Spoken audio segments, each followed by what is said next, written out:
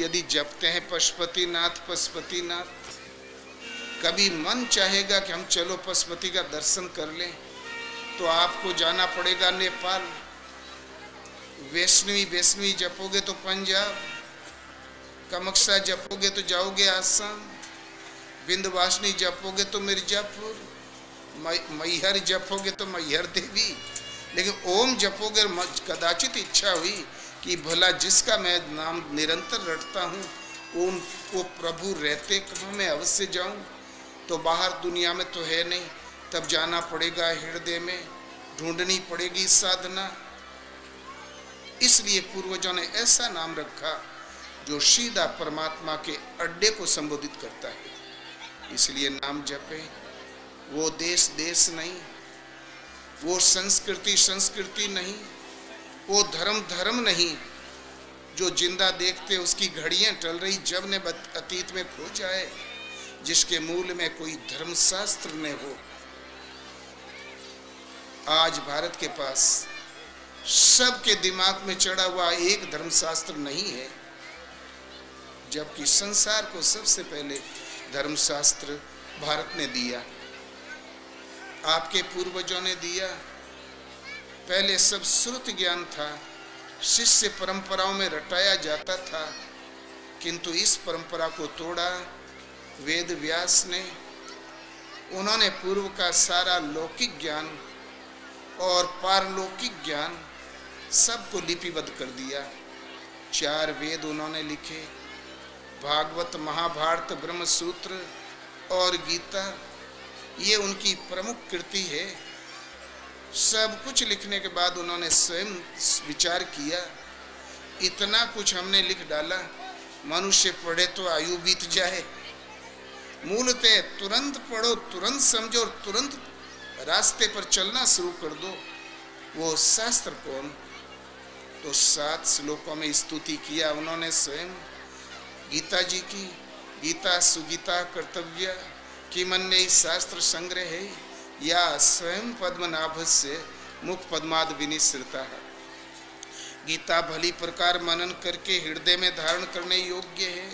ये पद्मनाभ भगवान के श्रीमुख की वाणी है, परमात्मा के मुख से सीधा प्रसारण है। तब फिर अन्य शास्त्र के पचड़े में पढ़ने की क्या जरूरत है? प्रतिबंध लगा दिया पूरा। एकम शास्त्रम देवकी पुत्र गीतम, एको देवो देवकी पुत्र एव, एको मंत्र तस्य नामानि कर्माप्येको तस्य देवस्य सेवा। सृष्टि में एक ही शास्त्र है, देव की पुत्र भगवान श्री कृष्ण ने जो श्रीमुख से गायन किया गीता। एक ही दैव है, पूजने योग्य तत्व है। उस गायन में भगवान ने क्या सत्य बता दिया, हम किसका भजन करें? तो आत्मा और ब्रह्म परमात्मा का वैदिक काल का सूक्ष्म नामकरण आत्मा था। वो अविनाशी है, कण कण में व्याप्त है, ज्योतिर्मय है, काल से अतीत है, सर्वज्ञ है, अपरिवर्तनशील है। वो सनातन है, हम हैं सनातन धर्मी। किसकी पूजा करें? तो उस परमात्मा की। तो उस परमात्मा को प्राप्त करने के लिए हम क्या जाप करें? तो ओम। गीता में 7 बार ओम शब्द आया है। अर्जुन, ओम का जाप कर, मेरे स्वरूप का स्मरण कर। और कर्मा पे को तस्य देवस्य सेवा। ए मानव तन मिला है तो एक ही कर्म है, आपका एक ही कर्तव्य पथ है, मन कर्म वचन से गीता में वर्णित उस परम देव परमात्मा की सेवा। एक प्रभु की शरण जाओ। गीता धर्मशास्त्र है। गीता के अनुसार मनुष्य ईश्वर की संतान है। मामे वांशो जीव लोके जीव भूते सनातन। गीता के अनुसार भजन करने का अधिकार इस मानव तन को है। अनित्यम असुखम लोकमिमं प्राप्य भजस्व माम।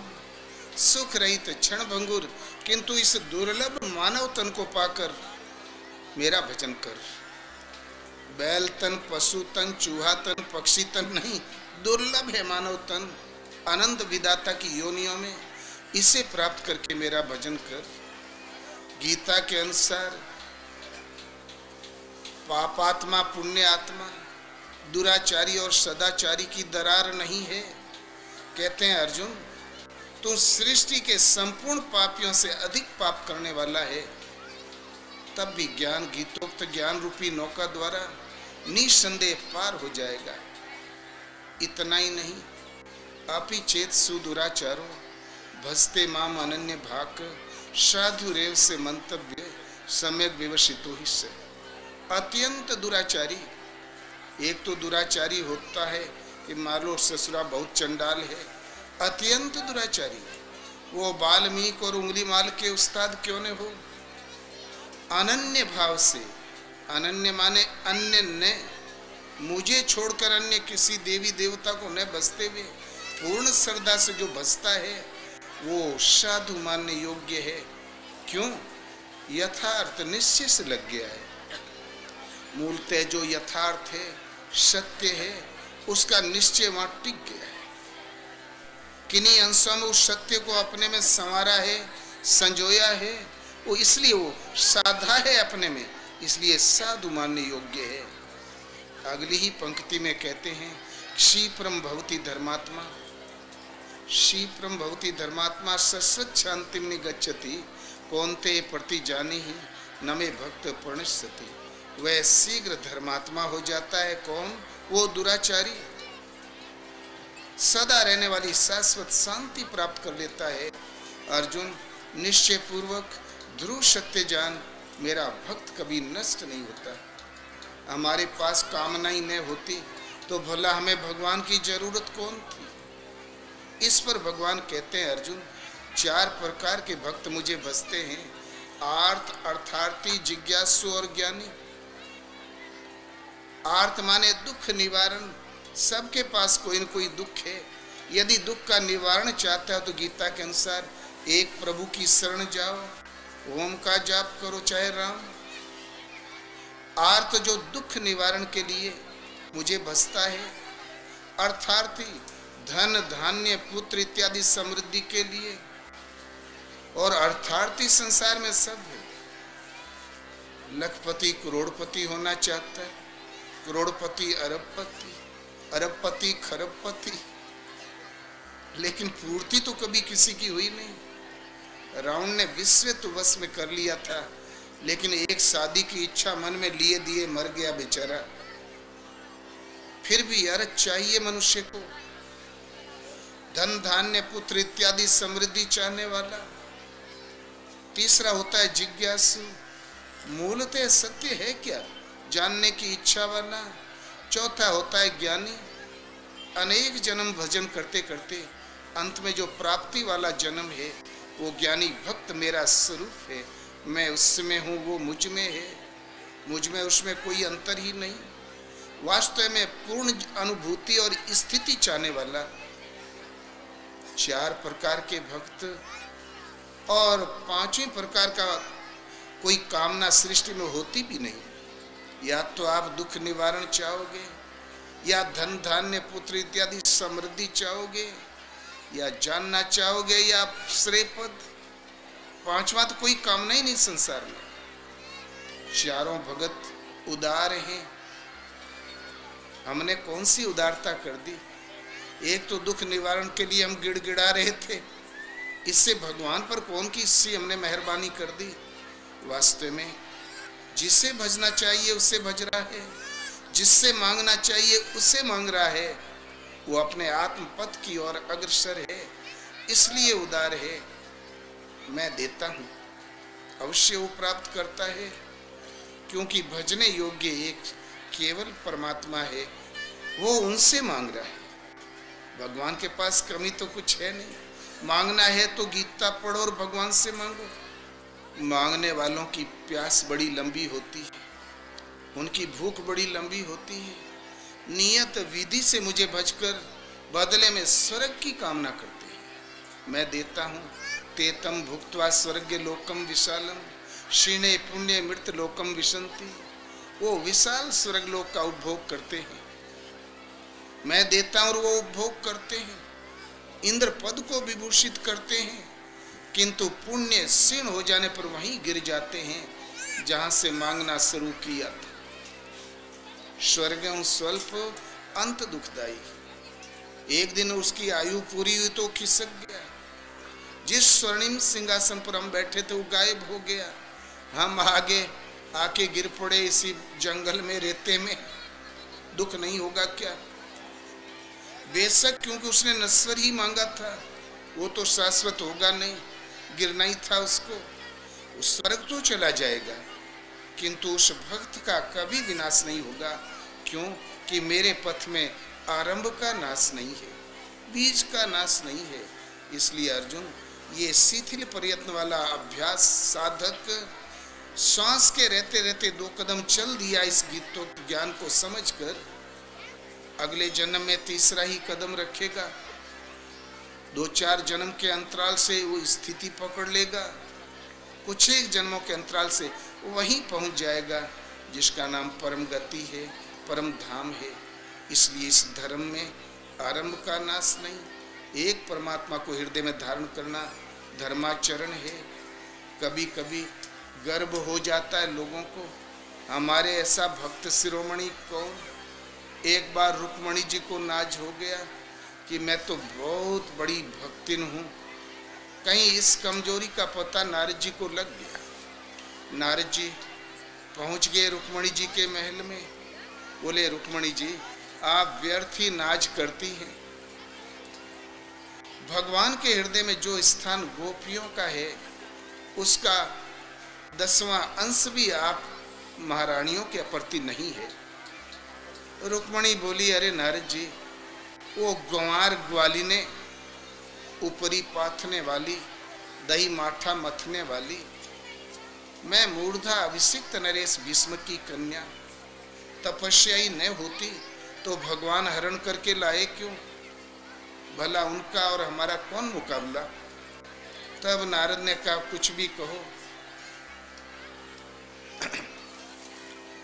कुछ भी कहो रुक्मणी जी, सभा सोसाइटी में, इष्ट मित्रों में कभी आप लोगों का हमने नाम सुना नहीं।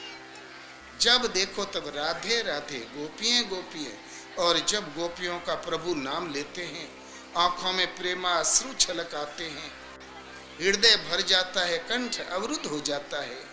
वो दशा देखते बनती रुक्मणी जी, किंतु आप महारानियों का नाम हमने कभी सुना नहीं। नारद ही ठहरे चाबी भर ले गए। रुक्मणी जी हो गई नाराज। तुरंत नवलखा हार फेंका, दुपट्टा इधर फेंका, पायल उधर फेंकी और तमतमाती हुई चली कोप भवन की ओर। राजा महाराजाओं के यह नियम है, यदि आपको नाराजगी प्रकट करनी है तो वो चले जाओ कोप भवन में। ये नहीं कि यहीं भैं भैंस करना शुरू कर दो, रोना, तब तो राजकाज चौपट हो जाएगा। हाँ, सब कारोबार ठप हो जाएगा। कोप भवन की ओर चली, भगवान की निगाह पड़ गई। भगवान ने कहा, अरे अजीब दृश्य है, कहीं नारद जी से तो भेंट नहीं हो गई?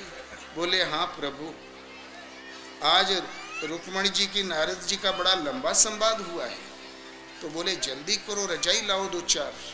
ओढ़ के लगे भगवान कांपने। वैद्य डॉक्टर फैल सबने जवाब दे दिया। रुक्मणी ने सुना कि इतनी सीरियस हालत, डॉक्टरों ने जवाब दे दिया। तो सोचा पहले वो ठीक हो जाए तब मैं कोप भवन अटेंड करूंगी। आज जाके मैं पड़ी रह जाऊंगी, मुझे मनाएगा कौन? वो भी लौट आई। देव ऋषि नारद भी पहुंच गए।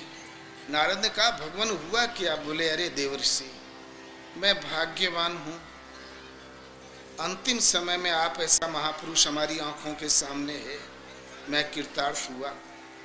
अंतिम समय है नारद जी। बोले, अरे प्रभु ऐसा न कहें, कोई तो उपचार होगा। बोले, भाई ये है बंगाल का मस्तिष्क ज्वर, इसका उपचार तो कोई नहीं है। बोले, कुछ तो कहें भगवान। बोले, मुझ में स्नेह रखने वाली कोई रानी अथवा कोई मुझे अपनी पवित्र चरण धूलि दे दे चरणों की, सिर पे मल लूं, उस पुण्य से ये प्राण बच सकते हैं, दवाई तो नहीं है। तुरंत नारद घूम पड़े, रुक्मणी जी, सत्यभामा, सबकी ओर। बोले जल्दी करो, काम बन गया, प्रभु रहेंगे हम लोगों के बीच में, जल्दी चरण धूली दो। सब पीछे हट गई। बोले अरे ऐसा कैसे हो सकता है नारद जी, इनकी चरण धूल हमारे सिर पर, अपनी क्षुद्र धूल भला इनके मस्तिष्क में डालने के लिए कैसे दे दें? इससे हमारा धर्म नष्ट हो जाएगा, इससे हमारा परलोक नष्ट हो जाएगा, और लोग कहेंगे अब सिर पे पांव झाड़ने लगी। तो बोले अरे परलोक यदि चले गए तो वेधव्य सहना पड़ेगा। तो रुक्मणी जी उदास होके बोली नारद जी, भाग्य का लिखा तो भोगना ही पड़ता है। तब कृष्ण ने और भी टेढ़ा सीधा मुंह बनाया, जैसे प्राण अब गए कि तब गए। बोले अरे नारद, वृंदावन चले जाओ, शायद किसी को मुझ पर दया आ जाए। भागे वृंदावन नारद, करील के कुंजों में, राधिका के संरक्षण में। सारी की सारी गोपियां कीर्तन कर रही थी, हरे कृष्ण हरे गोविंद। नारद को देखा, उठ के खड़ी हो गई, सादर चरणों में अभिवादन किया और बोली अरे नारद जी, आप तो भ्रमणशील हैं, कहीं हमारे कन्हैया को देखा? नारद जी ने कहा हाँ देखा। कैसे हमारे कन्हैया? बोले अभी तो ठीक है, लौटने पर भेंट हो भी सकती है, नहीं भी हो सकती है। बोले अरे फालतू बातें नहीं नारद जी, कोई सेवा हो तो बताओ। तब बोले हाँ सेवा है, चरण धूली मांगा है, वो सिर पे रखेंगे, उस पुण्य से वो प्राण बच जाएंगे, वो रहेंगे। तुरंत सभी गोपियां लगी पांव पीटने, रमण रेती में, रेती तो पहले से थी, लगी पांव पीटने, कहीं बगैर चरण छुआ कणने चला जाए, अन्यथा इन महापुरुष को मिट्टी ढोना पड़ेगा, हमें पाप लगेगा। आज्ञा पालन में कोई पाप नहीं। और फिर चीनी वाला बोरा भरा, सब ने लिपट के उठाया और नारद जी के सिर पर रख दिया। बोले जल्दी जाओ नारद जी। तो नारद ही ठहरे, बोले अरे वो सिर पे धारण करेंगे, उससे तुम लोगों का परलोक नष्ट हो सकता है। तो राधिका बोली नारद जी, हमारे कन्हैया जी हैं, वैसे ही खिलखिलाते रहें, कल्याण करें, हम अनंत काल तक नरक में पड़ी रहें, हमारे कन्हैया सुखी रहें, आप जल्दी जाओ, हमारी चिंता छोड़ो। जितना बातों में समय नष्ट करते हो, उतना ही हमारे कन्हैया को कष्ट होता होगा। नारद कांखत कांखत पहुंचे। अब बिना ढोने वाले बाबा जी हो गया चीनी वाले बोरे से भेंट, वो भी शुद्ध मट्टी, पसीने में तर गर्दन हो गई टेढ़ी, लिजा के पटका ले आपन चरण रज। भगवान उठ के खड़े हो गए, सारा गर्दा अपने मस्तिष्क पे डाल लिया और कृष्ण बोले नारद, ये रुक्मणी इत्यादि पटरानियों का और गोपियों का कौन सा मुकाबला? गोपियां मेरी आत्मा है, मेरी चरण रज उनकी चरण रज है, उनकी चरण रज मेरी चरण रज है, वो मुझ में तद्रूप है, मुझ में स्थित है, वो स्वरूपस्थ है। इनको तो परलोक की चिंता लगी है, हो सकता है 2-1 जन्म और रगड़ा करना पड़े। रुक्मणी जी का नशा खत्म हो गया। पहले तो भक्त शिरोमणि बन के पोजीशन बना के घुमा करती थी, उस दिन से चाय पानी टाइम टेबल देने लगी, झाड़ू लगाने लगी। जब भजन बाकी है तो सब ठीक। नारद आए थे गृहस्थी बिगाड़ने, और भी संवर गई। आप लोगों का घर कोई बिगाड़ेगा तो आप बोलना बंद कर दोगे। भगवान ने ऐसा नहीं किया। भगवान ने कहा नारद जी, मैं भाग्यवान हूँ, भला अंतिम समय में आप ऐसा महापुरुष आंखों के सामने, जो बुद्धि से काम होता है वो गुस्से से कभी नहीं होता। यही है गीता, गीता के पात्र का चरित्र। इसलिए गीता घर घर में होनी चाहिए, बच्चों के पास होनी चाहिए, माताओं के पास होना चाहिए। यदि निरंतर पाठ शुरू भर कर दें यथार्थ गीता का, कुछ ही समय में आप जान जाओगे धर्म क्या है, पालन कैसे करें, भेदभाव मिट जाएगा, आत्मीयता लहलहा उठेगी।